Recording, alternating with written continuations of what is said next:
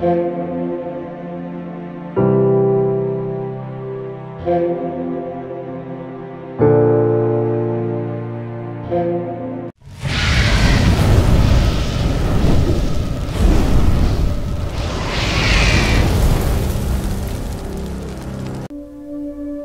sobat rebahan, gimana kabarnya?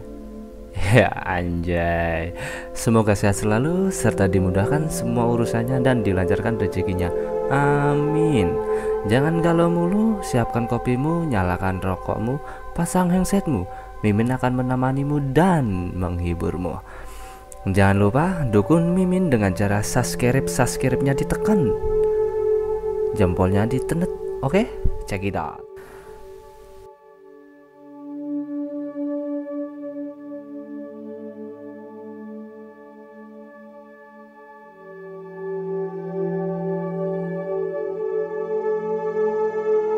Diceritakan di sebuah dojo karate terpencil di wilayah Jepang di desa Wakayama, Goken, sang penerus yang sah dari aliran karate Asasuken yang berarti tinju pembunuh, sedang berlatih dengan murid sematawayangnya yaitu Ryu.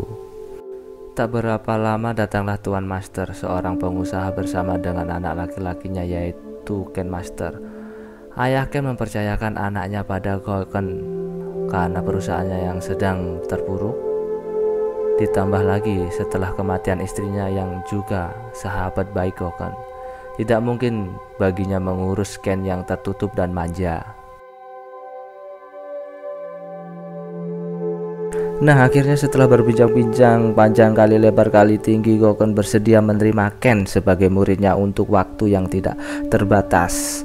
Walau perkenalan awal dengan Ryu tidak begitu mulus, kedua anak itu akhirnya menjadi teman dekat sekaligus rival. Asik. Kayak Naruto. Dan mereka tidak sabar belajar tenaga Haudo yang merupakan jurus rahasia aliran Asasuken. Goken yang cemas akan kekuatan dasar jurus ini, akhirnya Goken menyuruh kedua muridnya menuju Jugogo Tenshu, yang dulunya adalah tempat Goken mendalami Asasuken saat masih muda. Ken pun bertanya kepada tukang ngepel, "Di mana guruku?" Tiba-tiba si Ryu langsung melontarkan perkataan bahwa menuju ke lokasi membutuhkan 2 hari 2 malam agar kita cepat-cepat berkemas untuk berangkat. Dengan satset cekatan, si Ryu dan si Ken langsung menuruni bukit serta menelusuri sungai, bukit, padang rumput, semua dilalui. Melalui jembatan serta melihati peta. Bukan peta janda lo ya. Siang berganti malam, malam berganti pagi. Lihat dari kejauhan sebuah rumah yang tak pernah ditinggal atau yang udah rapuh gitulah gubuknya. Tanpa pikir panjang, Ryu dan Ken langsung menuju rumah yang terbengkalai. Ketika si Ken mencari, Goken tak sengaja memasuki sebuah ruangan dan melihat kamar yang sudah diplang atau tidak boleh dimasuki. Nah, disinilah masa lalu Goken terungkap. Nah, konangan Goken ternyata mempunyai adik kandung bernama Goki yang bersama-sama belajar Asasuken pada Gotensu. Sayang sekali, Goki diusir oleh Gotensu karena berambisi menguasai teknik terlarang yaitu Satoshi no Haudo yang berarti niat jahat. Dengan tak sengaja, Ken menemukan buku catatan yang berisi jurus terlarang yang pernah ditulis dengan Goki. Tak lama kemudian, Ken melihat, namun Ryu datang memanggil Ken dan melihat foto si Goken sambil tersenyum. Ken pun bertanya, sejak kapan Sensei memiliki saudara? Namun Ryu menjawab, banyak hal yang tidak kita ketahui tentang Sensei. Cerita beralih, terlihat Goken yang ingin mengajari muridnya tentang jurus Haudogen. Ketika melihat jurus Haudogen, Ryu dan Kei pun terkejut. Gua ajari om. Cerita pun berganti ke masa lalu di mana Haugen dan adiknya selalu berlatih bersama dengan gurunya. Di sini terlihat Gotensu yang sedang mengasih arahan kepada murid didiknya, yaitu kakak adik Goken dan Goki. Namun di sini Gotensu menerangkan bahwa ketika kita menggunakan Hodoken harus dengan fokus memandang musuh, memusatkan yin ke tangan atau kepada musuhnya, dan harus sering-sering meditasi untuk meredam emosi kita. Dan film pun kembali ke Ryu dan Ken. Terlihat Ryu dan Ken sedang berlatih untuk menguasai Hodogen. Namun dengan tidak sengaja Ken pun memberontak dan disuruh push up. Kapok rawe. Mamulo manut lu pena. Ryu pun terus berlatih memusatkan yin ke dalam tangannya. Dan terlihat Goken mengajari Ryu untuk memfokuskan yin ke dalam tangan agar dapat menguasai Hodogen dengan benar.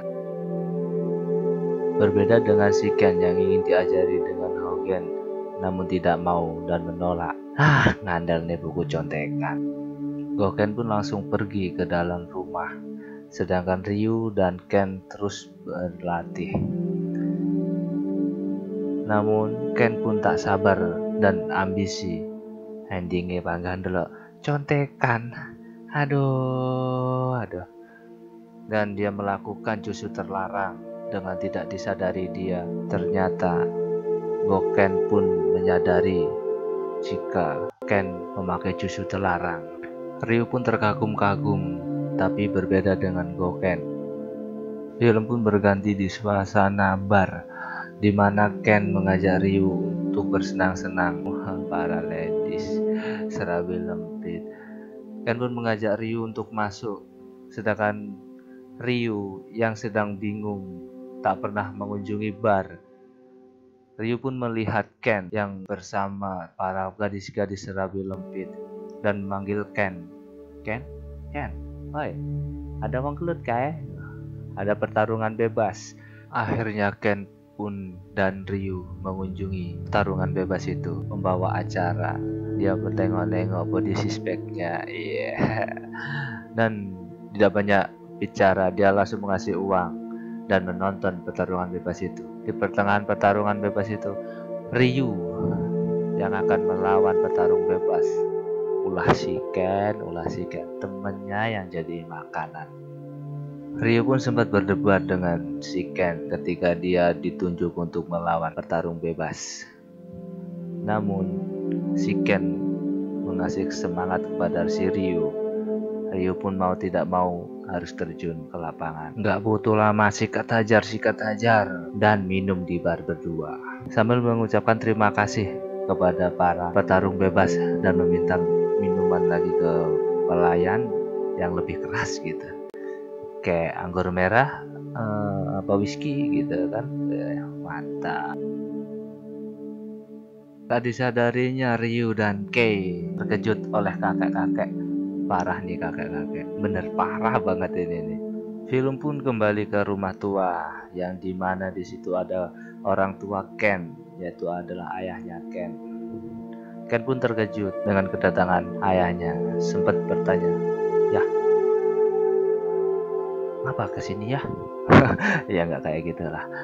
Ternyata ayah Ken datang ke persilatan untuk menjemputkan untuk pulang. Namun Ken menolak ajakan ayahnya untuk pulang. Anjay, di sini si Ryu pun baper melihat Ken yang ingin dijemput oleh orang tuanya. Dia pasrah melihat Ken dengan orang tuanya jalan bareng, ngobrol, ayo balik ya, ayo pulang. Dan dilihatkan lagi si Ryu dengan perilaku kegalauannya, galau merana, didatangi oleh Ken. Dan si Ryu pun bertanya, apakah kamu ingin pulang ikut orang tuamu? Tapi Ken menjawab tidak. Ryu pun agak lega ini kayaknya, agak galau lagi nih. Ken pun menjelaskan semuanya kepada si Ryu bahwa dia tidak akan ikut pulang orang tuanya karena disinilah keluarganya. Dan Ken menganggap si Ryu saudara. Ryu pun lega mendengar jawaban si Ken. Dan dia mengatakan, terima kasih atas keputusan yang kau ambil. Dan di sini pun Ken memberitahu Ryu bahwa ayahnya ingin mengajari dia jenis silat Taekwondo. Ini dia. Step by step, gerakan demi gerakan, ayah Ken mengajari Ryu bela diri Taekwondo atau yang dinamakan boxing. Dan Ryu pun membuktikan kepada ayah Ken. Mereka pun bahagia, tertawa bersama.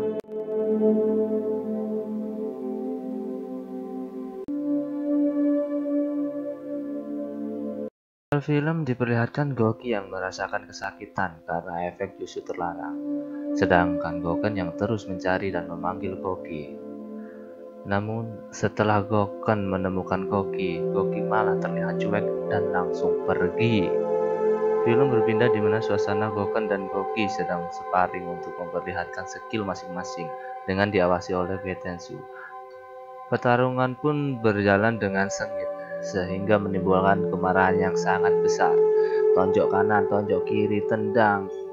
Tak lama kemudian pertandingan pun dihentikan oleh Gotensu, dan Gotensu pun pergi meninggalkan muridnya. Merasa kalah, Goki tak cukup di situ saja. Goki yang tak terima akan kekalahannya dengan amarah menyerang Goken menggunakan Haudogen. Namun Goken masih bisa menghindar. Dengan cekatan Goken membalas Goki dengan capoeira, sehingga Goki pun tepar.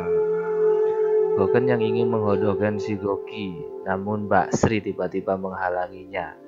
Jangan mas, ini ayang aku.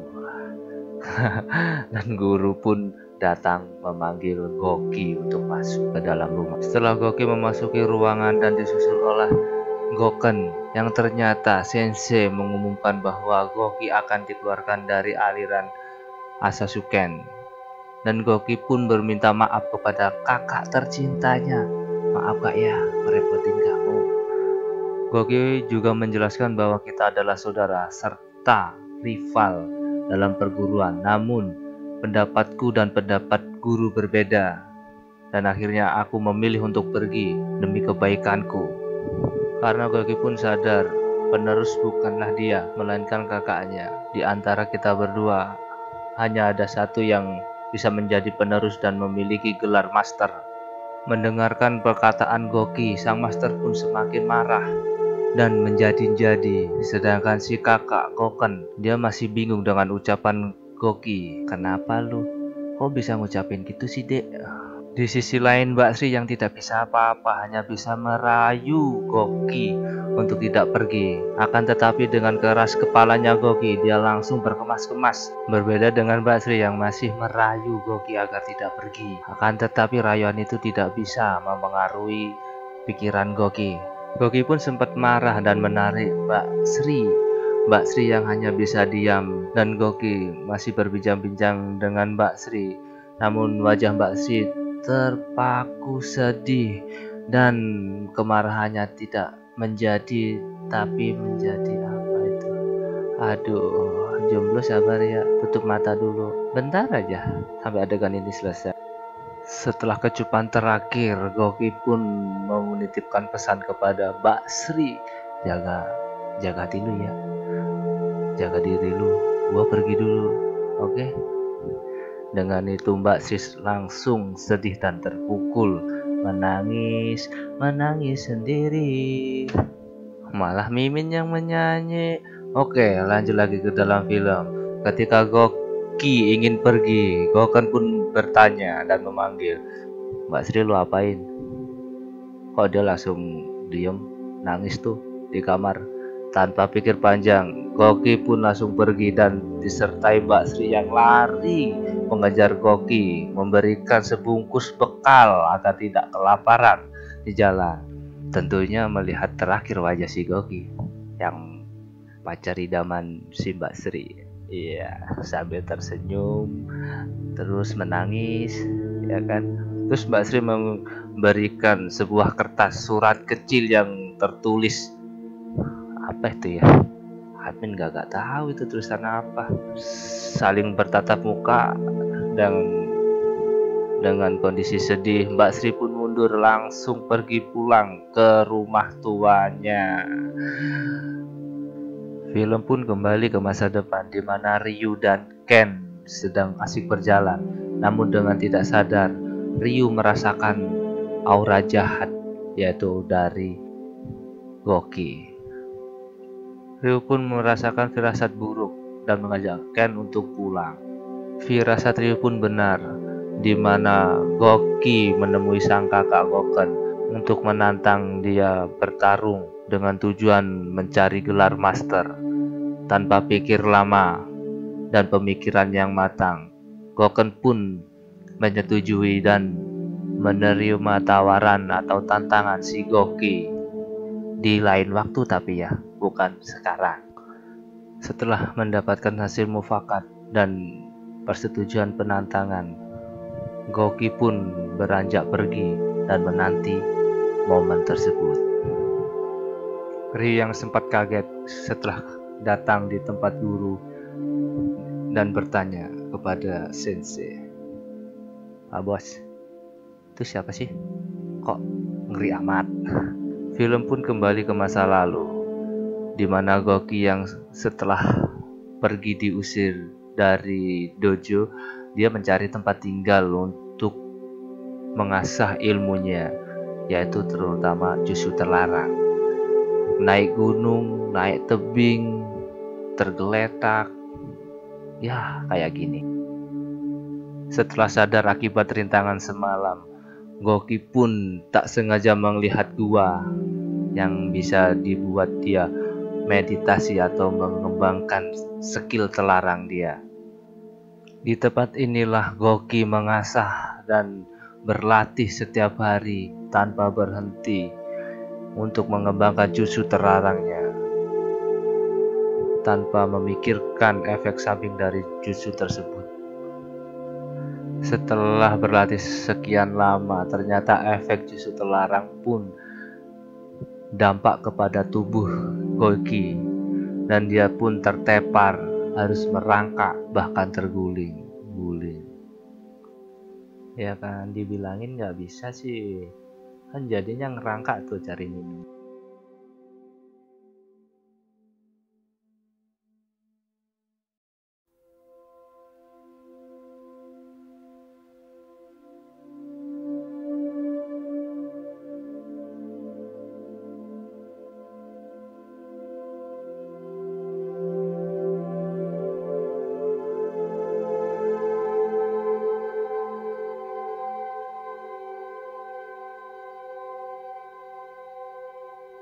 Satu tahun kemudian dari sekian lama dia di gua untuk berlatih, akhirnya Goki pun keluar dari gua dengan tampilan yang berbeda, seperti monster. Dia pun beranjak pergi. Kayaknya Goki pun jenuh berlatih di dalam gua, dan akhirnya dia memutuskan untuk keluar berlatih di outdoor, yaitu mengetes skillnya di dalam air. Dan efeknya seperti ini, berlatih dan berlatih tanpa lelah untuk menguasai jutsu terlarang yang selama ini menjadi pedoman bela dirinya. Film pun kembali ke Mbak Sri di masa depan yang asik melukis surat cinta kedua untuk Goken. Goken pun masuk ke ruangan Mbak Sri, kayaknya ngomongin masalah cinta nih. Kalau enggak, jatah. Goken pun mengobrol dengan Mbak Sri dan bertanya akan kekhawatiran si Goken dengan si Goki yang selama ini dia takutkan. Dan cerita kembali lagi kepada Goki.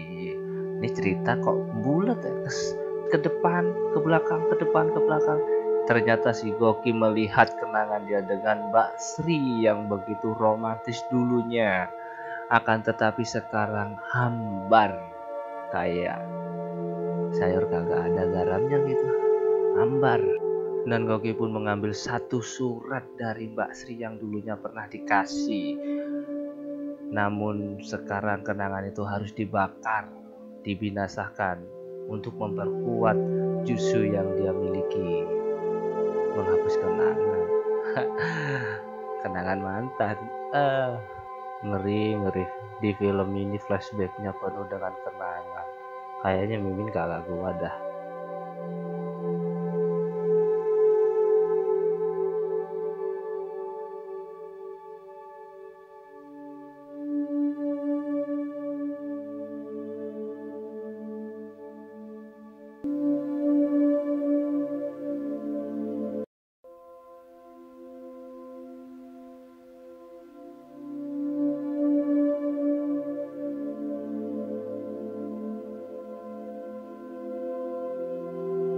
Diperlihatkan sang guru Goetenshu yang bersiap-siap berdiri tegap untuk mencari Gouki yang telah lama menghilang dari pengkhianatannya yang ingin mempelajari jutsu terlarang.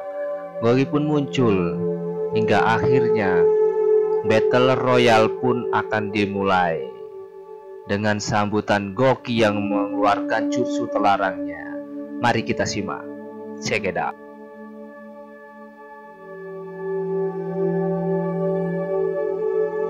Pertandingan pun dimulai dengan sengit dengan tidak disadari saat Goetenshu melakukan Hodogen.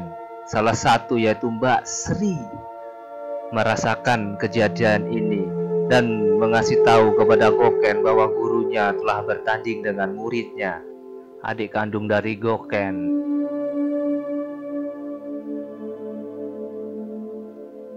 Di sini Gouki terlihat kewalahan mengimbangi jurus-jurus gurunya. Ya namanya guru, ya sulitlah untuk diimbangi.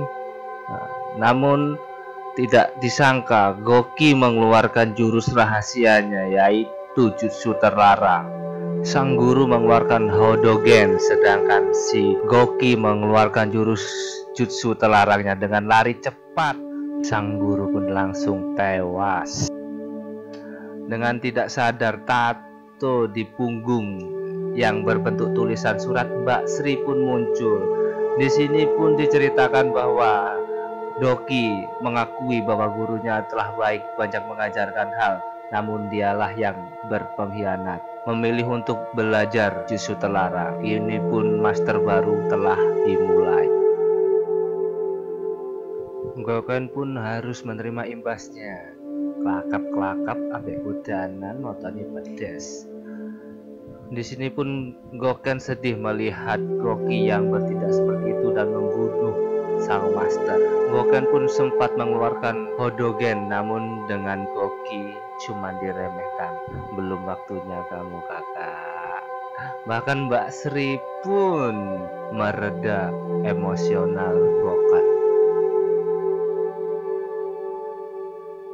Setelah kematian sang master, Goken pun merasa sedih dan tidak berguna.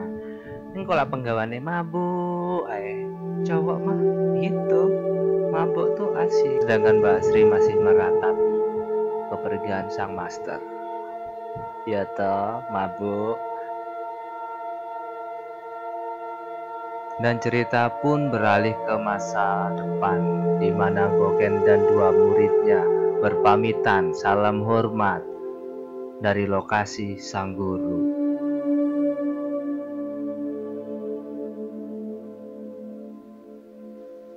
Wadalah, inilah Pak Tua yang di bar tadi toh. Ngapain di sini main strolling? Nah, di sini diperlihatkan Ken dan Ryu yang sedang berlatih untuk memperkuat diri dan mempersiapkan audisi selanjutnya untuk menjadi master. Namun Pak Tua pun ikut-ikutan lagi. Udah dibilangin, ntar encok loh Pak.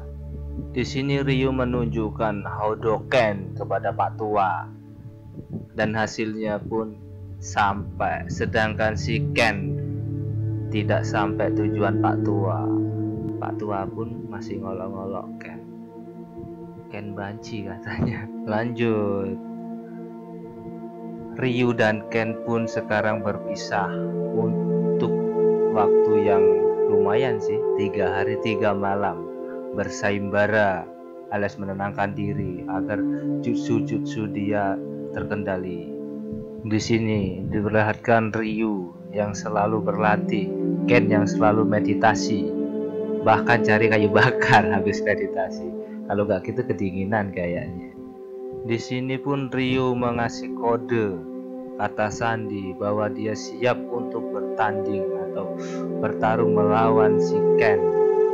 Ken pun bergegas lari dan pergi secepat. Ken pun terus melatih dan memfokuskan Yin ke dalam dirinya, serta diolok-olok Pak Tua.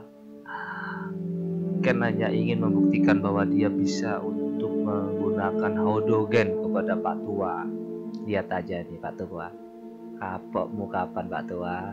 Makanya jangan ngolok-ngolok. Iya toh, untung nggak ada jantung. Jantung apa Pak? Sedangkan Ryu memusatkan Yin dan menguncinya untuk mengendalikan Ayu Ken. Dan akhirnya audisi pun dimulai dari Ryu yang sudah siap dan Ken yang sudah siap untuk mengakui salah satu menjadi master. Briefing demi briefing, arahan demi arahan, sang Goken sebagai pelatih membimbing dan mengarahkan muridnya untuk bertanding secara fair dan tidak boleh curang. Pertarungan pun dimulai berawal dari Ryu yang sudah menantikan. Yuk kita saksikan. Salam tos tangan COVID-19. Mulai dari tendang, tonjok, pukul, dan capoeira, bahkan Haudogen pun diluncurkan oleh Ryu. Namun Ken tak putus asa, selalu melawan, tak dikasih selang. Dari lamanya pertandingan, Ken pun berhasil mengalahkan Ryu. Akan tetapi, ada tetapinya loh ini. Ryu pun bangkit dengan aura gelap, yaitu jutsu terlarang, dengan sendirinya aktif kepada si Ryu. Dan Ken pun dihajar habis-habisan. Ken pun sadar dari pingsannya dan melihat si Ryu yang begitu kesakitan merasakan dirinya yang terasuki oleh jutsu terlarang. Tidak tinggal diam, Ken pun ingin menyelamatkan Ryu dengan cara Haudoken. Sayang sekali tapi nggak tembus, malah Ryu-nya kuat. Ken pun mencoba cara lain, yaitu Ayu Ken, tinjuan terbang. Cuman beda sama punyaan Ryu tadi kayaknya. Kayaknya punyanya Ken ini ada apinya. Di sini pun San Sensei pun panik dengan adanya jutsu terlarang yang telah aktif. Setelah di lokasi, ternyata Ken sudah mengasih tinjuan maut, dan tidak sengaja Ken pun mengasih sinyal kepada Gouki. Masih ingat kan Gouki perjanjian dia dengan kakaknya Goken? Di sini terlihat Goken menulis sebuah cerpen yang dimana isi cerpennya kekhawatiran ketika si Ken mengirim sinyal dengan tidak sengaja. Dia cemas jika Gouki menemukan Ryu yang memiliki aliran yang sama. Di sisi lain dia bangga dengan muridnya yang berkembang pesat dan akan menjadi generasi Ansatsuken baru. Selesai menulis cerpen, Goken pun beranjak dari duduknya dan mengganti pakaian dengan keinginan berjuang atau menepati janji kepada adiknya yang ingin bertarung secara resmi untuk mendapatkan gelar master yang sesungguhnya. Dan film pun diteruskan dengan kenangan Goken yang pernah ditinggal oleh Mbak Sri, dan dia sempat hijrah entah kemana. Dan tak kalah mau saing, si adik Goken yaitu Gouki menceritakan tentang flashback dia yang berjuang untuk menguasai jutsu terlarang hingga terusir dari judo. Dia sangat berlatih keras, membakar kenangan, bahkan harus menahan rasa sakit dan kesepian. Bahkan Gouki selalu mengungkit-ungkit masa lalunya dan menceritakan keistimewaan dia dalam meraih jutsu terlarang, yang berusaha keras, mati-matian, hingga muntah darah, hingga sekarat.